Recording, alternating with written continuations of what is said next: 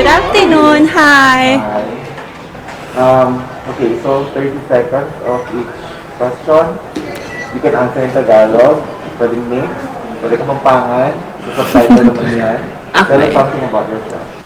I'm Patricia Pineda Santos and I'm representing the province of Pampanga. I'm a flight attendant, but on the sidelines, I'm an outreach organizer and I'm the CEO of Project Millennials PH and founder of the Babaya Ko Kaya Ko Din movement. I'm a first-timer, but I'm ready to take the risk now. What is one beautiful word in your local language and what does it mean?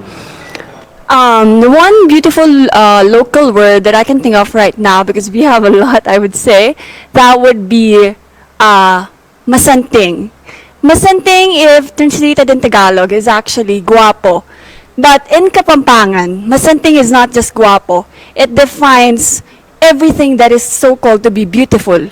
Masanting amalan, masanting agamit, and that just represents that the word beautiful is a representation of not just the femininity and the masculinity of the things, but beauty in general. Thank you. 30 seconds, may timer. May bantay. Okay. Parang mas ano ko sa time. Next question. So what is that one learning experience of yours as a child that made so much impact on you?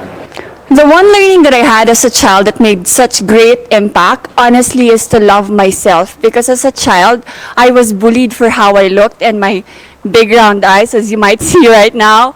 But throughout the years, I have learned that self-love is important, embracing yourself. Because there's not much you really can change physically, but you can change on how you react on what people say about you. And you can only empower others if you first empower yourself and love yourself, and all this rooted from what I have experienced before. What about in this pandemic? What is the greatest lesson that you've learned? The greatest lesson that I've learned during the pandemic is inclusivity. With the Project Millennials PH and the Babaya Ko Kaya Ko Din movement, I have learned that we have always been helping. That is not during this pandemic only, but I have learned that help is only truly successful if it is inclusive and aid is delivered and equal for everyone. I have been helping for so many years, but this is only now the time that I've realized my help is only successful if I also reach the far-flung areas with the help of others as well. If you win, how do you plan to help more of your community? If I win, I plan to help more by using, of course, my platform to champion for causes and be the voice of the unheard. I know that Miss Universe Philippines organization will give me the platform to reach out even to the far-flung areas wherein what we say at Project Millennials PH, we aim that no one gets left behind, and with this wide platform, I know that we are able to achieve that mission and vision in our minds. What color do you think symbolizes the phenomenal woman? I believe the color that symbolizes the phenomenal woman is red, which is what I'm actually wearing right now, because she is regal, she is fiery, she is strong and forceful, yet she is beautiful and soft inside her heart, which drives her to the phenomenon that she can be. Since work from home is now part of the new norm, what do you think are the skills needed for this workspace or workplace of the future, as they call it?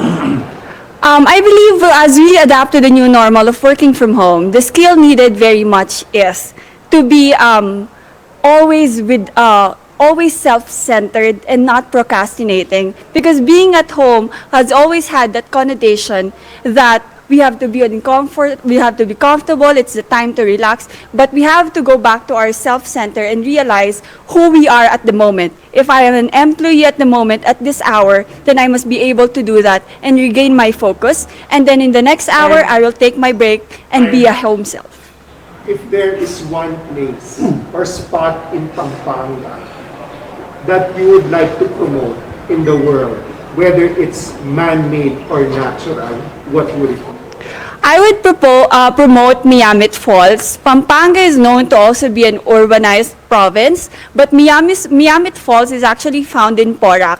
And when you go beyond the cities and the buildings, you ride the 4x4, you see this, and you realize that there's actually more to Pampanga, and you realize that in the chaos and in the noise of the city, you can find a quiet and peaceful self or peaceful place for yourself, and that's who we really are. Can be chaotic outside, peaceful inside. Thank you. You know, there's a campaign to hashtag love local. So what local product do you want to promote and why? There are a lot actually, and I could start off with the biggest names, but if there is one, allow me to promote my product, the Suka company, which I have started due to adapting to the new normal as a flight attendant. Suka company is something that I started, but I get from a supplier, a local supplier, who he makes on his own. So at the same time, it is not just I that is benefiting, but it is another Kapampangan, and it is promoting what Kapampangan is like, original, authentic, and tasteful. The last question is, what one thing do you think young people like you should focus on? I think what young people like me should focus on is first themselves. Because if you build this power inside you, this confidence inside you, that's only the time that you're able to go out and help and empower others. As they always say, you cannot give what you don't have in you. And the best way to lose yourself is to find yourself in the service of others, as Mahatma Gandhi said it. Thank you everyone.